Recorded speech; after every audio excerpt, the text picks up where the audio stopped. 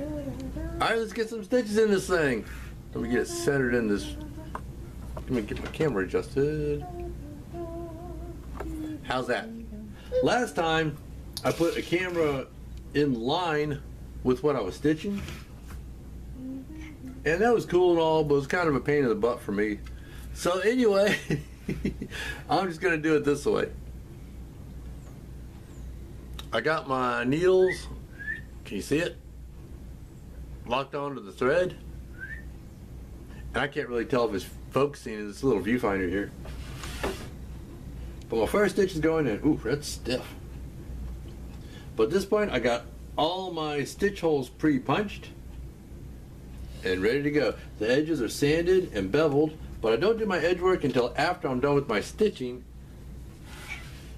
because then the edge is basically stable.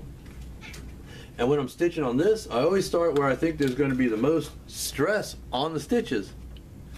Like on this one, I think, in my opinion, the most stress is where the gun comes out of and goes back in. And the least amount of stress is going to be along here. So I'm going to go down here, down this line here, and then up here, and do my back stitch right back in this area. So let's go. I'm going to have to wiggle my needle a little bit just to stretch that hole to get the needles through.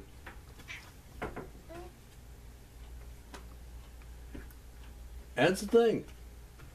When you use a stitching chisel or an awl, it basically pushes the fibers aside. But if you drill a hole or use a hole punch or something, you're removing leather. And the good thing about pushing the fibers aside is after you stitch it, they'll come back together and they'll actually grip the thread, which makes for a stronger seam, in my opinion. But anyway, first needle goes in, I'll wiggle it around a little bit.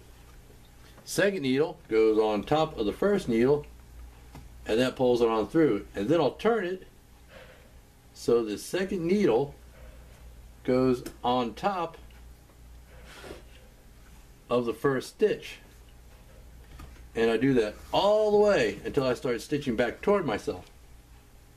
Then I do it the other way around. We'll check that out when I get there. But I'm just going to keep going. And we'll be right back. Alright, this is what I was talking about.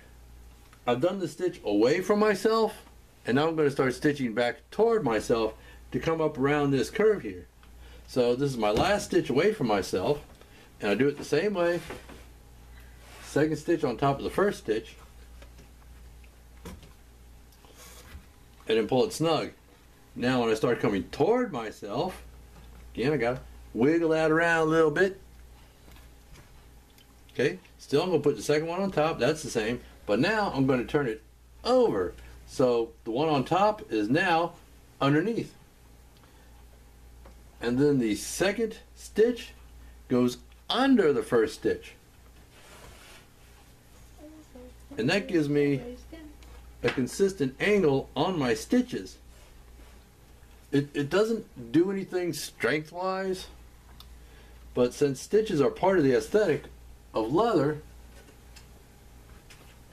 it helps to keep a consistent line. And also what that'll do is this stitch line will line up with that stitch line, and all the stitches will be in the same direction. Let me see if I could show you something. Like on this, they keep that angle consistent all the way around the corners. So, you know, it's just one of those little things.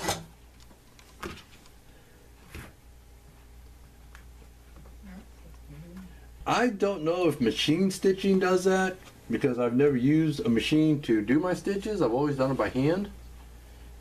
And I honestly don't see why somebody, a hobbyist, a leatherwork hobbyist, would have a machine to do the stitching, because stitching leather is part of it. I'm not a manufacturer. I don't do this for a living. It's a hobby. It's a hobby, and it's good therapy for my, well, gimpy hands.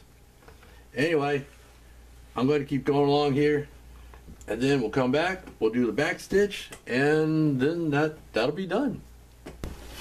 Okay, we got our stitch up along this curve here, and it's time to start the back stitch. And all that means is I stitched up to this point, and now I'm going to stitch a few back this way. So basically the same thing, except to do my back stitch, I once again put the second stitch on top of the first stitch, because I'm again stitching away from myself.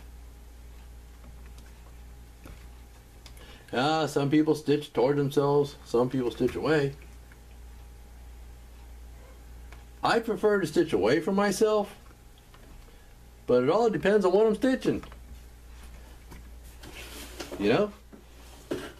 Which way I feel is most advantageous, yeah, to what I'm doing and what I'm making.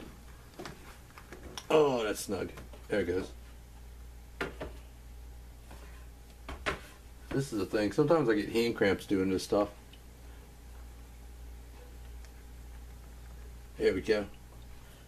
Stuffing that needle through that hole with all that thread in it makes it downright snug. So I keep these handy. Flat nose pliers. Little flat nose pliers. Because sometimes I need a little bit of help pulling that needle through.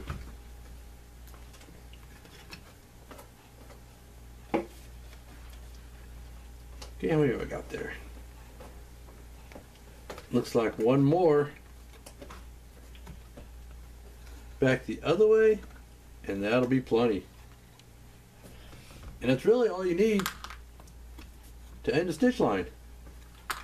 Some people get all fancy with tying knots between the layers and using super glue and doing all kinds of stuff, but actually all you really need is just a little back stitch, and that'll hold forever.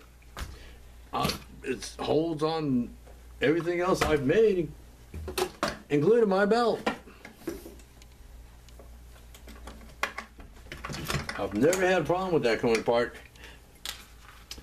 And also make sure to put my back stitch in an area where I believe there will be the least amount of stress, which would be right out here. The majority of the stress is going to be on the inner stitch and the upper stitch. Anyway, I'm going to go ahead and cut this off, leaving about that much. Like I said, I can't really tell what you can see in this little itty bitty viewfinder. And then I just burn it, darn it, with a lighter.